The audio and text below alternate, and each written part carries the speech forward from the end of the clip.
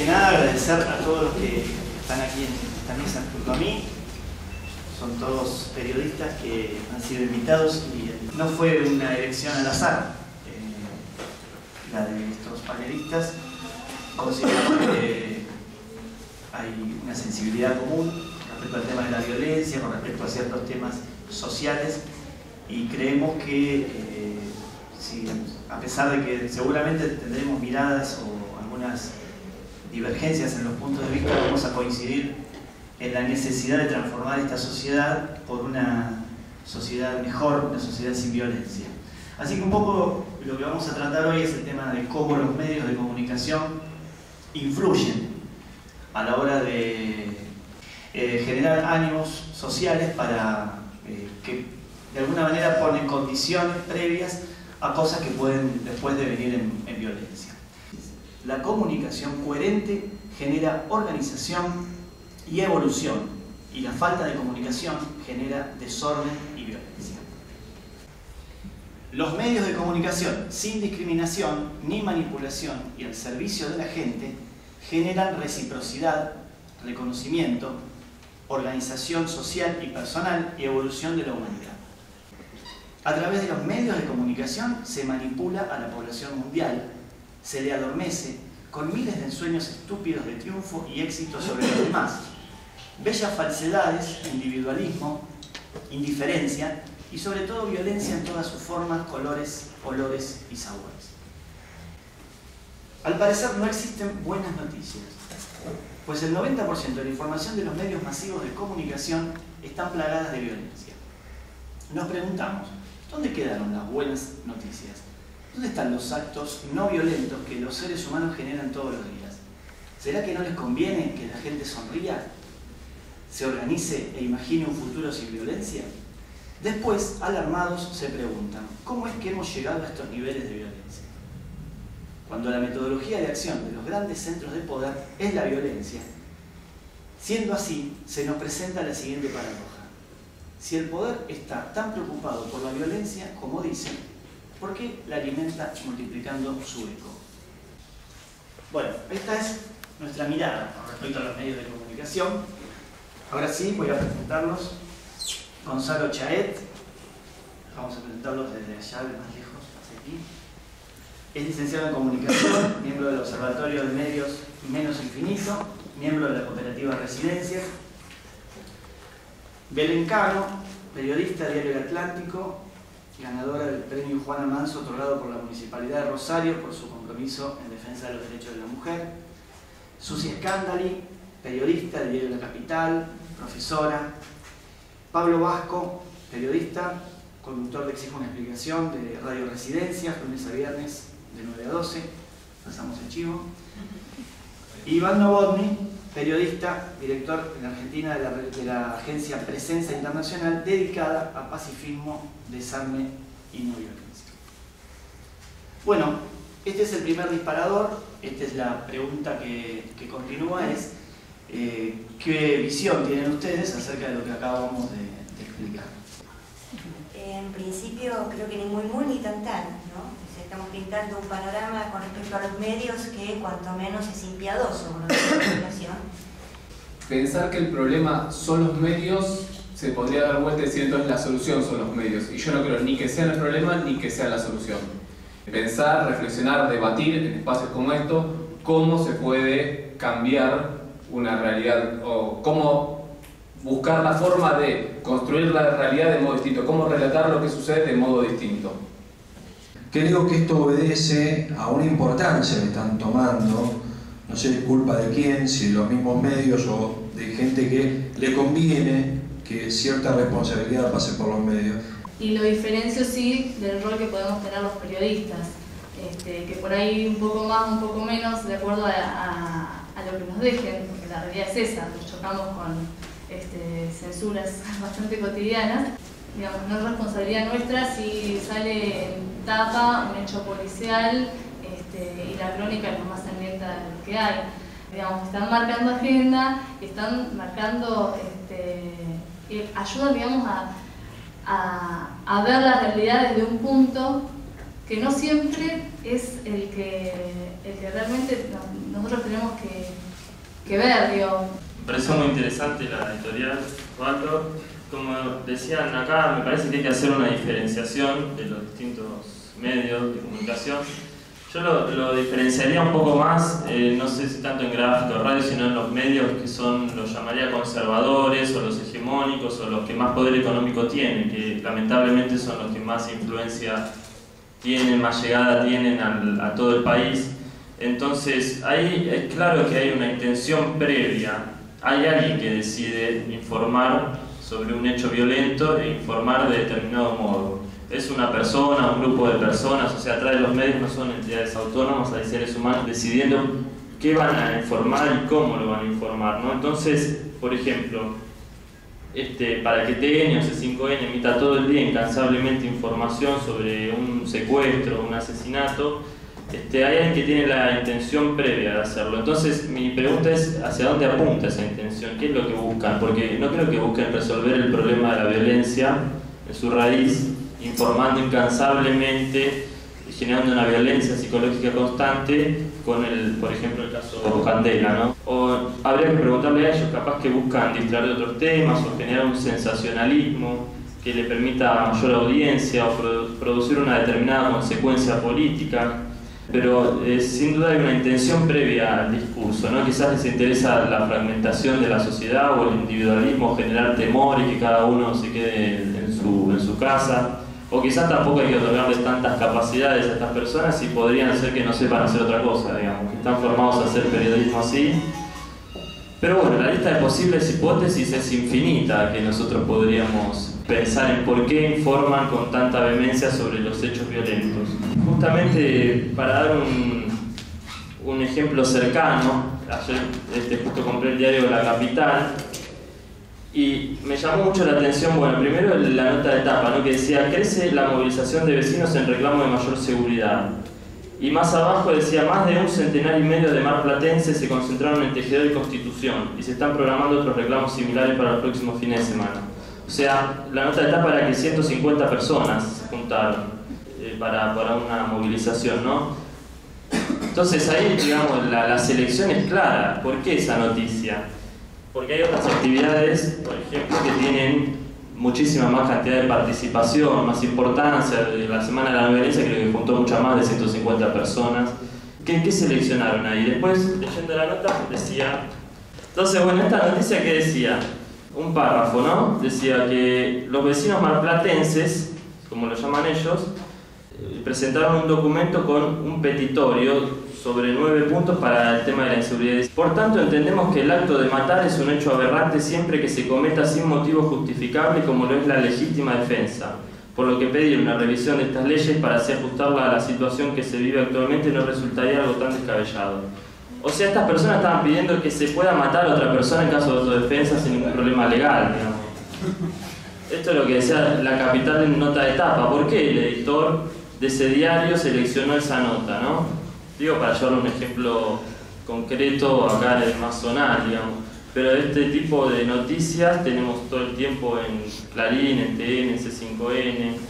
Lo que sí tenemos certeza, digamos, es que el tratamiento de hechos violentos de este modo no ayuda a superar la violencia, porque con un enfoque violento no creemos que se vaya a superar la violencia manipulando de ese modo, ¿no? Generando el foco, poniendo el foco en hechos que apuntan a aumentar la violencia, como estos que piden legalizar que se mate a otra persona. Entonces me parece interesante que vayamos generando una balanza, generando nuevos medios, periodistas con otras intenciones, porque yo creo que muchísimos periodistas que no trabajan en los medios hegemónicos, en los medios de mayor poder económico, tienen muy buenas intenciones, trabajan de oficio y quieren informar de una manera interesante que ayude a generar un cambio social positivo, porque los medios, estos grandes que estamos hablando, no creo que los podamos cambiar. Entonces creo que la única manera es ir generando una balanza en otra dirección. Eso intentamos hacer nosotros desde la agencia de noticias Presenza, poniendo el foco en las cosas interesantes que hacen las organizaciones, los gobiernos, los individuos, en las cuestiones que llevan a fortalecer los derechos humanos, en los cambios interesantes que toman los pueblos en una dirección humanizadora y en todas las acciones no violentas. Entonces ponemos el foco ahí, no en el hecho violento, ¿no? Entonces, sino en cómo se supera la violencia. Sí. Mirta quiere decir algo. Mirta. Ahí Iván, quería preguntarle qué opina del plan de desarme. El plan de desarme de RENAR, ¿no? Sí, es un programa nacional. Sí, sí. Bueno, justo en la agencia de noticias nuestra lo cubrimos, lo informamos y me parece muy interesante. Es una medida de una entidad de gobierno que puede ayudar a superar la violencia, que es la más cruel, que a veces se genera porque la gente tiene un arma en la casa y la usa a veces accidentalmente o a veces tiene una compulsión y sabe que tiene un arma, entonces va y la usa contra otra persona y como vemos constantemente en los medios que nos informan sobre esto, vemos constantemente que se producen hechos de violencia física y de muerte por tener armas. Entonces me parece muy importante generar este plan de desarme y que los medios ojalá pusieran el foco ahí, que se está generando un plan de desarme, no que sea nota de tapa. Tampoco digo que se deje de informar sobre la violencia, porque obviamente no es ocultando, sino informando con responsabilidad, con ética, con moral sobre un problema que nos afecta a todos. Entonces, ojalá potenciemos la información sobre este plan de desarme. Bueno, la pregunta que vamos a disparar ahora es si ustedes, en los medios donde trabajan o ejercen el periodismo, a la hora de armar la agenda periodística, se priorizan los hechos de violencia y cómo los tratan, digamos. En el caso de cada uno, bueno, que cuente su propia experiencia, ¿no? Sé que son diferentes casos. Digamos, los periodistas hacemos lo que podemos, pero a veces podemos y no se hacen algunas cosas. Ahora la radio es una cooperativa, somos una cooperativa, nosotros tenemos mucha libertad. Y espectaculariza la noticia, la convierte en un show, la estamos precisamente convirtiendo en un show y a la gente la estamos transformando en consumidores. Me parece que ahí hay una clave para ver qué es el periodismo que no queremos. Por eso aclaraba la editorial del tema que los medios se convierten en difusores de productos de consumo como la violencia y no en generadores de comunicación, que es el rol social que tiene. Sino también violencia es mercantilizar a una mujer, naturalizar la explotación sexual. Violencia es que las chicas trans hoy no tengan el derecho más personal garantizado como su identidad. Violencia, como decía también, hoy es un negocio, es el negocio de la seguridad, el negocio de las armas. Violencia también es el hambre. La marcha esta que hacen los pibes del crimen, el hambre es un crimen, creo que lo grafica bastante bien. Violencia es esto de no tener futuro. Entonces cuando uno dice, bueno, hay hechos de inseguridad y no podemos dejar de cubrirlos, hay un robo, por ahí está bueno, que no sé si es una letra voz, pero de poder ver causas, por ejemplo, contextos. Hablamos de temas de inseguridad y de violencia cuando, por ejemplo, ponemos en agenda el tema de las fumigaciones, que está fuera de la agenda en un montón de medios y en nuestra agenda cotidiana es crucial.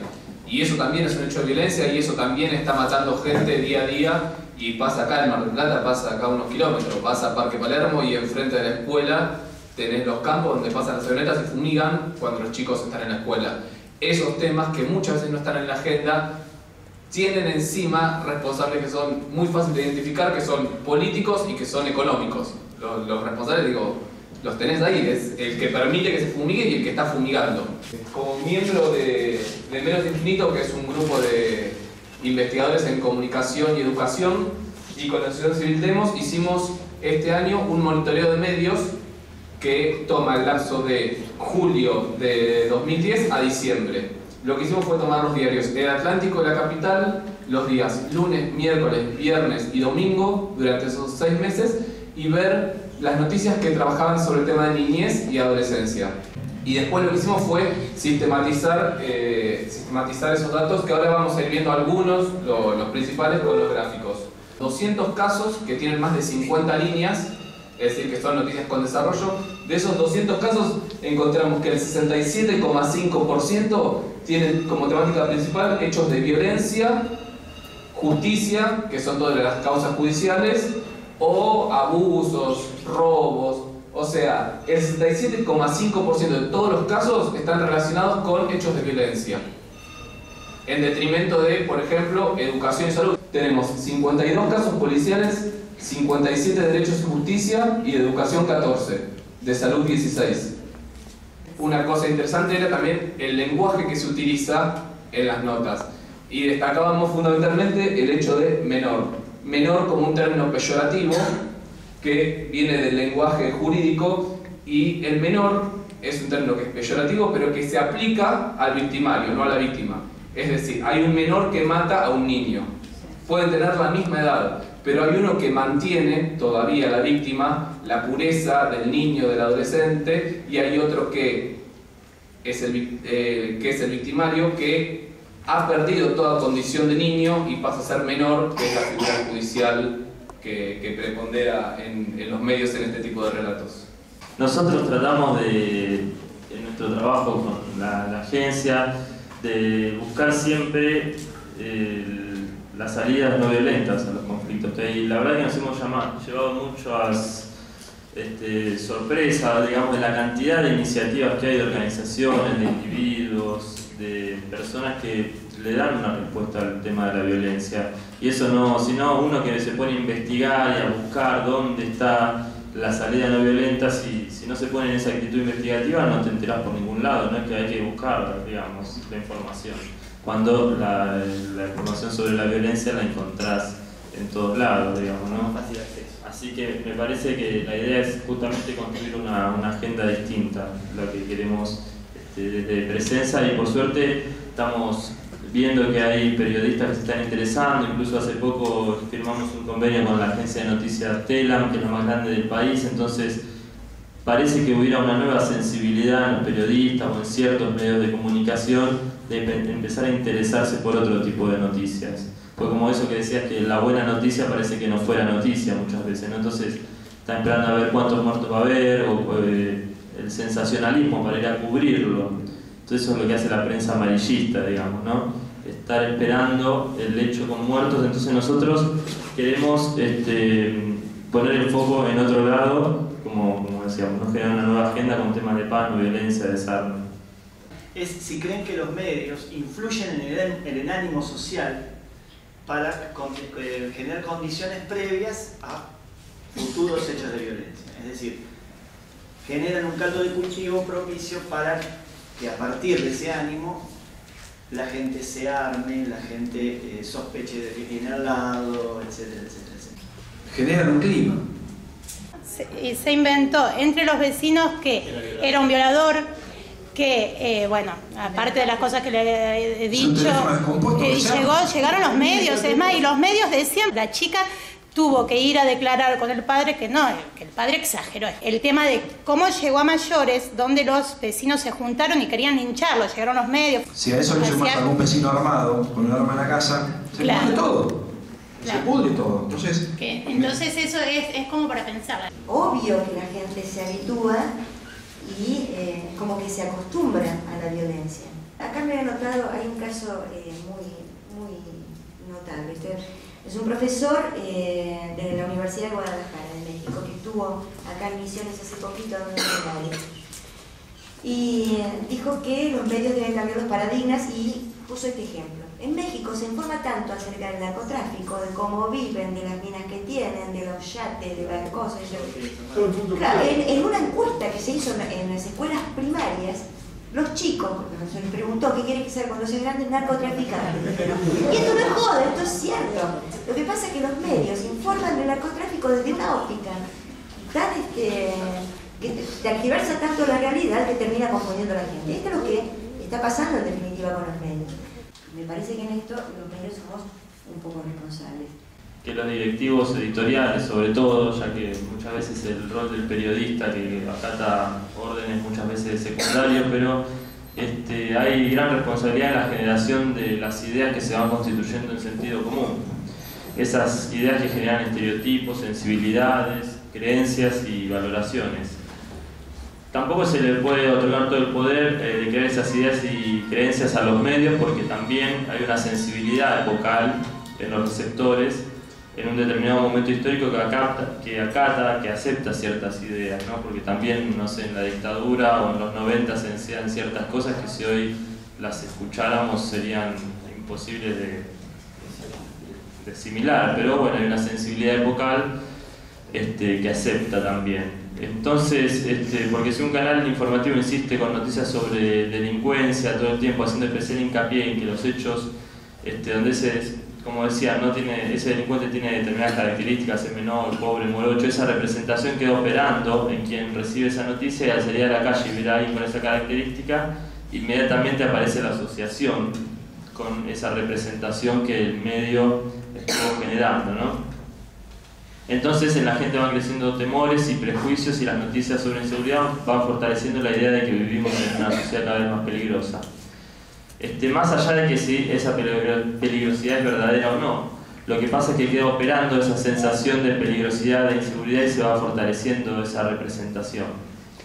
Porque, bueno, como decíamos, operan ahí en el campo de la subjetividad los medios. Entonces, si con la misma insistencia se informara sobre otros hechos, sobre hechos no violentos, creo que sería totalmente distinto, porque el enfoque violento que hacen los medios sobre la violencia genera una espiral de violencia creciente.